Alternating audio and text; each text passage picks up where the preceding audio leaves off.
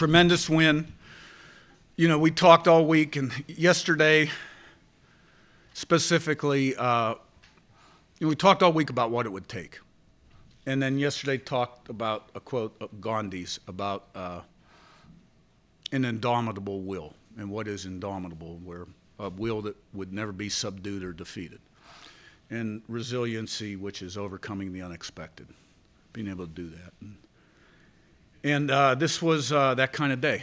And, you know, the game reminded me, preparation-wise, starting from the beginning, you guys probably don't want to hear this, but when we were getting ready for JMU when I was at Elon, and the approach was very similar, the messages were very similar, and this one was really special because of how we got down and our guys just persevered, and then the tide turned, and, you know, we had all the momentum and won the game. It's a great win for the, the university, for everybody that's ever played football, coached at JMU, are tremendous fans and supporters. And we told the kids at halftime that, you know, there's a lot of people watching this game right now that played football at JMU in the 70s, 80s, 90s. Now go out and make them proud in the second half. And, you know, we just started to make some plays. And just really proud of the coaches, too. There's not many teams that can come back like that. 28-3 on the road, perennial champ, score 29 straight points, and walk out there with a win. So that's a special win. Questions? What was kind of the biggest adjustment at the half, you know, defensively, kind of being able to slow their offense down in the second half and kind of keep forcing outs and punts? You know, football's a funny game. It's momentum swings. And they were making plays on offense early. Really good plays, too. Good throws, good catches. You know, like impressive plays they were making. But that's a dangerous lead sometimes when, you know, an 18-point lead at halftime. And, you know, we started to do some positive things in the middle to end of the second quarter. You know, we hit the quarterback, it caused a fumble. We scored a touchdown. And it wasn't an insurmountable lead, but what we really needed to do was settle down and play up to our ability and play with poise, because we did so many things offensively in the first half that were like bad football. Calling pass plays and not giving the line the protections, forgetting to send motion, center snapping the ball early, just a lot of stuff. And Toddy hurt his shoulder the first drive, which I didn't know till halftime. So he was playing in pain. And so we seized the momentum because we made plays. We made game-changing plays. And our guys had fun. You know, in the second half, I just kept walking down to offense, and I said, "You having fun? Having fun? You having fun? Let's have some fun." You know what I mean? And I think they were on their sideline probably. We were just having fun. You talk about having fun.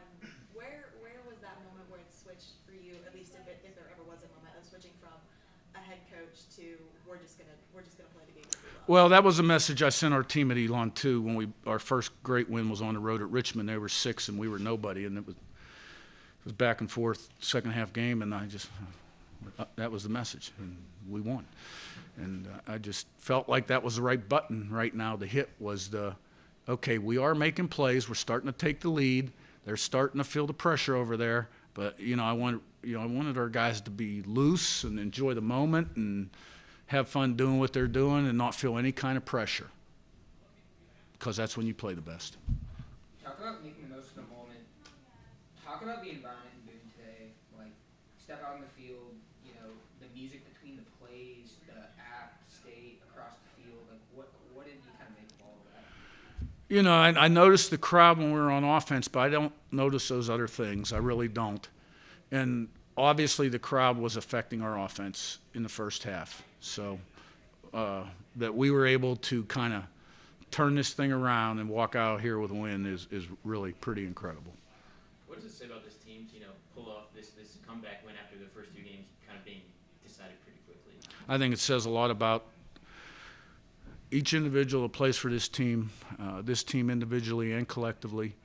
I think it also says a lot about all the players that have played at JMU that have gotten this program to the point. There's a pride at JMU, there's a culture at JMU, and there's a standard.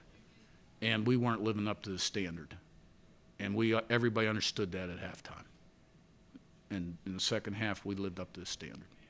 I think you've pointed out before that as much as everybody talks about halftime adjustments, those adjustments are going on the entire game. Yeah, absolutely. And it seemed like in the second quarter, especially, you finally started getting Bryce out of the pocket a little bit and finally hit him early in the second quarter. Yeah. What did you do differently to kind of get that pressure on him and make things a little bit easier in the secondary? Yeah. You know, we were blitzing. We got home. We started winning some one-on-one matchups. You know, they were getting him out of the pocket quite a bit in that first half. A lot of naked, what we call naked bootlegs, where he fakes the outside zone and rolls out. And, you know, so he wasn't in the pocket a lot. And then once we got him in the pocket, we were able to get to him. What did you think of Chauncey? I saw him make 3 or 4 really great plays. What does it say, you know, what do you think about him putting him in late in the game, kind of on that last drive where App was trying to move the ball and didn't score? Well, we got a lot of freshmen playing corner right now. And the thing about Chauncey is he missed camp because of a hamstring pull. And I thought he went in, did some pretty nice things game 2, and he did some real good things today. You know, we were very high on him when we recruited him. And, you know, he made some key plays at the end of that game. So there were a lot of plays where it was Mateo and Torres and Jalen all in the field at linebacker. Why that personnel play? That was a package put in by the defensive staff, Coach Haynes specifically, to kind of make us a little stronger against the run in certain personnel groupings. You talked earlier this week about App State having very different games leading up to today's game. What was similar about what you've seen and what was different about what you've seen from that team? About App, you mean? Yes. I thought they came out on offense, played their A game in the first half. I thought they were impressive. We had opportunities on offense, but we just kind of screwed it up, and still screwed it up at the end of the second quarter when we didn't score points after the defensive turnover. But, you know, sometimes you have that lead and there's a lot of game left, and you lose that edge and things start to snowball on you. It's hard to get it back. It's one game, but over the past couple of weeks, could you sense the players that they held this game and high importance, or even the staff held this in high importance, just to kind of sort of make a statement, join the Sun Belt and playing your first Sun Belt game, Yeah. so that you can compete in this conference? Yeah. Well, I think everybody looks at the schedule and they know that, you know, your first game is App, but we truly are like focused in on who we're playing that week. But there was you know, in the staff room, there was a lot of excitement about this challenge 2 weeks ago, and there was with the players, and the players were really focused and dialed in and ready to go. What went through your mind kind of when Jalen got the pick and then got it back inside the 10? You know, I was just thinking, wow, this really could happen. And, you know, he almost scored. He was a run back in high school. I mean, and then you're always thinking about clock management and stuff like that.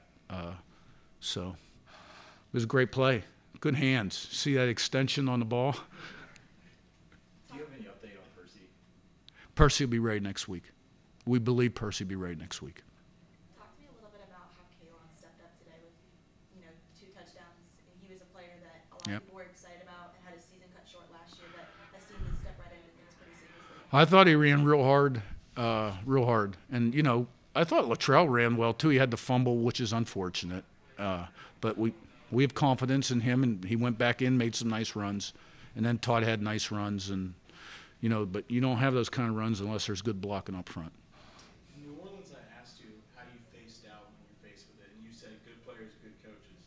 Today, down 28-3, definitely had some doubt. Do you attribute this win to that same concept of good players, good coaches? Well, the whole thing about indomitable will is you never let doubt creep into your mind, and you're just trying to like slow the bleeding down and play this play, and you know, like you're capable of playing, and get on track. And I mean, was it looking good at 28-3? No, wasn't looking very good at all. But it's a great win. How much fun was Early in it walking into the locker room? Sorry. How much fun was it walking into the locker room? It's great. It's awesome. Yeah, it's awesome. Just Last question. okay. Early in the game, you guys, you know, had 4 completions to tight ends, you know, early. Haven't really utilized them a ton coming in. What did you kind of like about doing that early on? Well, you know, maybe he was a second or third guy in progression, and the quarterback worked toward him. So, yeah. Thanks. All right. Thanks, guys. Yep.